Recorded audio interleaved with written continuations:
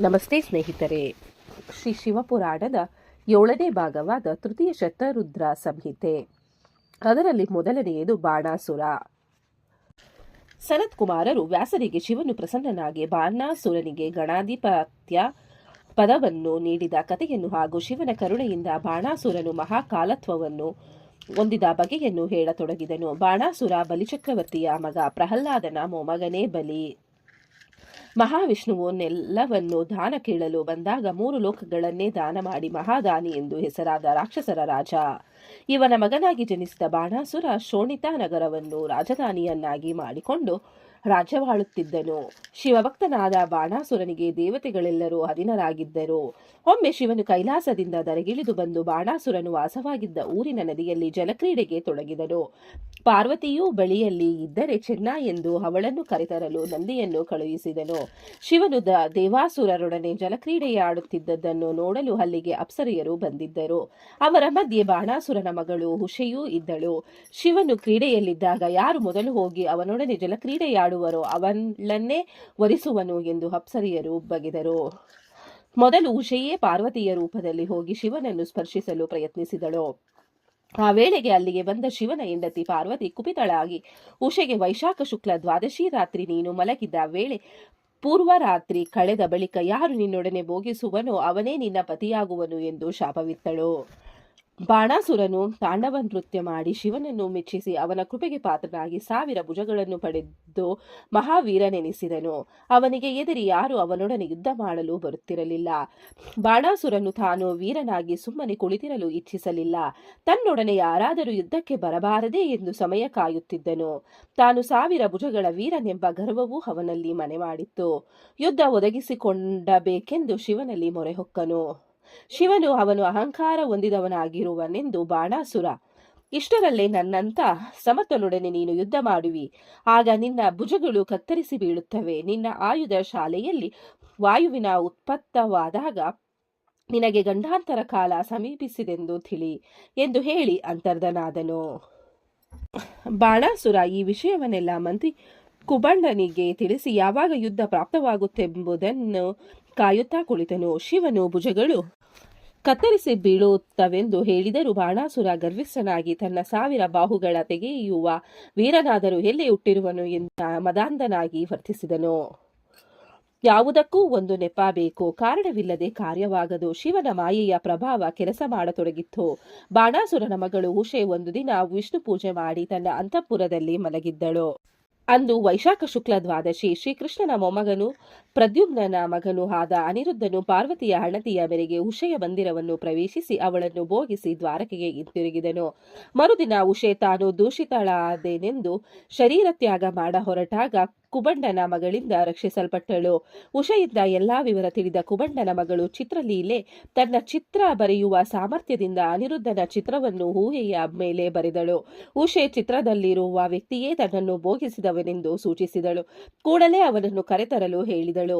ಮನೋಗತಿ ತಿಳಿದವಳಾದ ಚಿತ್ರಲೀಲೆ ದ್ವಾರಕೆಗೆ ತೆರಳಿ ಅನಿರುದ್ಧನು ನೆಲೆಸಿದ್ದ ಪ್ರದೇಶದಲ್ಲಿ ಕತ್ತಲು ಉಂಟು ಮಾಡಿ ಅವಳು ಮಲಗಿದ್ದ ಬಲ್ಚವಲ್ಲೇ ತನ್ನ ತಲೆಯ ಮೇಲೆ ಹೊತ್ತು ಸ್ವಲ್ಪ ಸಮಯದಲ್ಲಿಯೇ ಶೋಳಿತಾಪುರಕ್ಕೆ ಬಂದು ಅನಿರುದ್ಧನನ್ನು ಉಷೆಯ ಬಳಿ ಬಿಟ್ಟಳು. ದ್ವಾರಪಾಲಕರಿಂದ ಈ ಸಂಗತಿ ಬಾಣಾಸುರನಿಗೆ ತಿಳಿಯಿತು. ಬಾಣಾಸುರ ಕುಪಿತನಾಗಿ ಮಗಳ ಮಂದಿರಕ್ಕೆ ಬಂದು ಅಲ್ಲಿ ಅನಿರುದ್ಧನನ್ನು ಕಂಡು ಸಿಡಿಬಿಡಿಗೊಂಡನು. ತನ್ನ ಸೈನಿಕರನ್ನು ಕರೆದು ಅನಿರುದ್ಧನನ್ನು ಬಂಧಿಸಲು ಅಪ್ಪಣೆ ಮಾಡಿದನು. ಆದರೆ ಆ ಸೈನಿಕರನ್ನು ಸ್ವಲ್ಪ ಸಮಯದಲ್ಲೇ ಅನಿರುದ್ಧನು ಎದುರಿಸಿ ಸೋಲಿಸಿ ಉಷೆಯ ಅಂತಃಪುರವನ್ನು ಸೇರಿದನು. ಬಾಣಾಸುರ ಹೌಹಾರಿ ಅನಿರುದ್ಧನನ್ನು ಸೆರೆ ಹಿಡಿದು ತರಲು ಕುಬಂಡನನ್ನು ಕಳುಹಿಸಿದನು.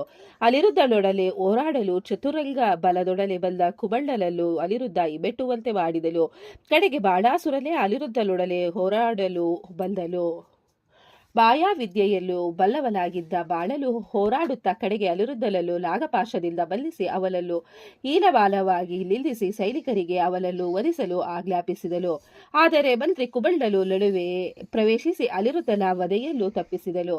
ಅನಿರುದ್ಧನು ಯಾರೆಂಬುದನ್ನು ತಿಳಿಸಿ ಬಳಿಕ ಅನಿರುದ್ಧನಿಗೆ ಬಾಣಾಸುರನಿಗೆ ಶರಣು ಹೋಗಲು ಹೇಳಿದನು. ಅನಿರುದ್ಧ ಅದಕ್ಕೊಪ್ಪಲಿಲ್ಲ. ಅಶರೀರವಾಣಿಯೊಂದು ಬಾಣಾಸುರನಿಗೆ ಸಿಟ್ಟಿಗೆಡ ಕೊಡಬೇಡವೆಂದು ತಿಳಿಸಿತು. ಕಡೆಗೆ ಬಾಳಲು ಅನಿರುದ್ಧನನ್ನು ಸೆರೆಮನೆಗೆ ದೂಡಿದಳು. ಅನಿರುದ್ಧನು ಉಷೆಯನ್ನು ಬಿಟ್ಟಿರಲಾರದೆ ದುರ್ಗಾದೇವಿಯನ್ನು ಸ್ತುತಿಸಿ ಅವಳ ಕೃಪೆಯಿಂದ ಮತ್ತೆ ಉಷೆಯನ್ನು ಕೂಡುವಂತಾದಳು. ಇತ್ತ ದ್ವಾರಕೆಯಲ್ಲಿ ಅನಿರುದ್ಧನು ಮಾಯವಾಗಿರುವುದನ್ನು ಕಂಡು ಅಂತಃಪುರದ ಸ್ತ್ರೀಯರು ಶೋಕಿಸತೊಡಗಿದರು. ನಾರದರಿಂದ ಶ್ರೀಕೃಷ್ಣನಿಗೆ ಅನಿರುದ್ಧನು ಬಾಣಾಸುರನ ಸೆರೆಯಲ್ಲಿರುವುದು ತಿಳಿಯಿತು. ಕೃಷ್ಣನು ತನ್ನ ಮೊಮ್ಮಗನನ್ನು ರಕ್ಷಿಸಲು ಸೈನ್ಯದೊಡನೆ ಶೋಣಿತಾಪುರಕ್ಕೆ ಮುತ್ತಿಗೆ ಹಾಕಿದನು. ಬಾಣಾಸುರನಿಗೂ ಇದು ಪ್ರಿಯವೇ ಆಯಿತು. ಕೃಷ್ಣನೊಡನೆ ಯುದ್ಧವನ್ನು ಸಾರಿದನು. ಅವನ ರಕ್ಷಣೆಗೆ ಶಿವನು ತನ್ನ ಗಣಗಳನ್ನು ಕಳುಹಿಸಿಕೊಟ್ಟನು. ಯಾದವರಿಗೂ ಬಾಣನ ಸೈನಿಕರಿಗೂ ನಡುವೆ ಘನಘೋರ ಯುದ್ಧ ನಡೆದು ಶ್ರೀಕೃಷ್ಣನ ಸೈನ್ಯ ಕರಗತೊಡಗಿತು. ಶ್ರೀಕೃಷ್ಣನು ತಡಮಾಡದೆ ಶೀತಲಾಸ್ತ್ರ ಪ್ರಯೋಗ ಮಾಡಿದನು. ಬಾಣನ ರಕ್ಷಣೆಗೆ ನಿಂತಿದ್ದ ಶಿವನು ತಾನೇ ಒಂದು ಅಸ್ತ್ರವನ್ನು ಕೃಷ್ಣನ ಮೇಲೆ ಬಿಟ್ಟನು. ಶಿವನಂಶದ ಆ ಅಸ್ತ್ರ ಕೃಷ್ಣನ ಹಸ್ತ ವಿಫಲವಾಗುವಂತೆ ಮಾಡಿಬಿಟ್ಟಿತು.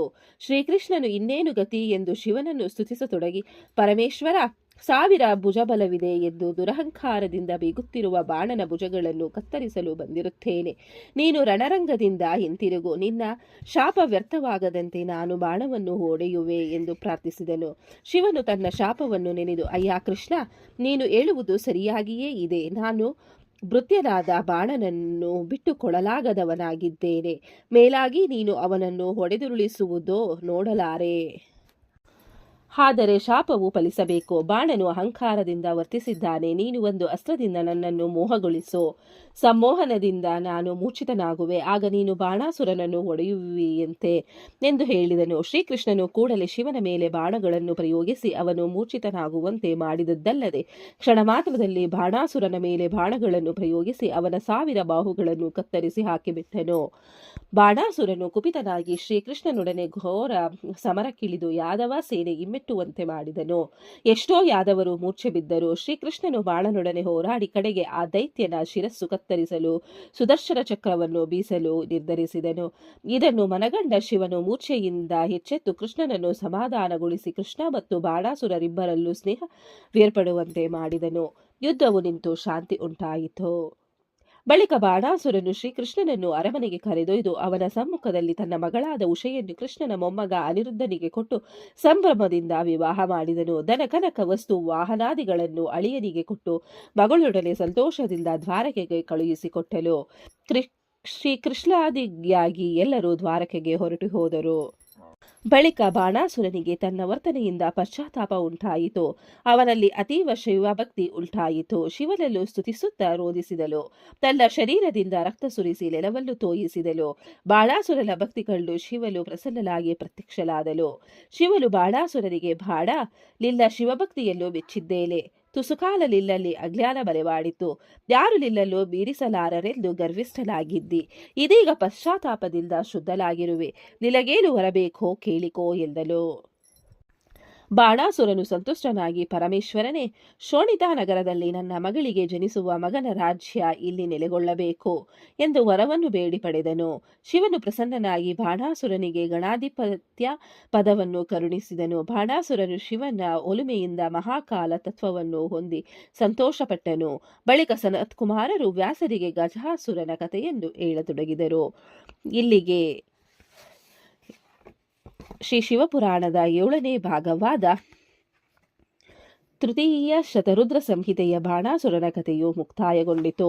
ಈ ಅಧ್ಯಾಯವನ್ನು ಓದಿದವರಿಗೂ ಕೇಳಿದವರಿಗೂ ಶ್ರವಣ ಮಾಡಿದವರಿಗೂ ಆ ಭಗವಂತ ಒಳ್ಳೆಯದನ್ನು ಮಾಡಲಿ. ಓಂ ನಮಃ ಶಿವಾಯ. ಧನ್ಯವಾದಗಳು ಸ್ನೇಹಿತರೆ. ವಿಡಿಯೋ ನೋಡಿಕ್ಕೆ ಎಲ್ಲರಿಗೂ ಧನ್ಯವಾದಗಳು. ನಿಮಗೆ ಈ ವಿಡಿಯೋ ಇಷ್ಟ ಆಗಿದ್ರೆ ಪ್ಲೀಸ್ ಒಂದು ಲೈಕ್ ಮಾಡಿ. ನೆಕ್ಸ್ಟ್ ಇನ್ನು ಜಾಸ್ತಿ ವಿಡಿಯೋ ಹಾಕ್ತೀವಿ. ಹಾಗೆ ನಿಮ್ಮ ಫ್ರೆಂಡ್ಸ್ಗೆ ಶೇರ್ ಮಾಡಿ ಮತ್ತೆ ಸಬ್ಸ್ಕ್ರೈಬ್ ಮಾಡಿ. Thank you very much.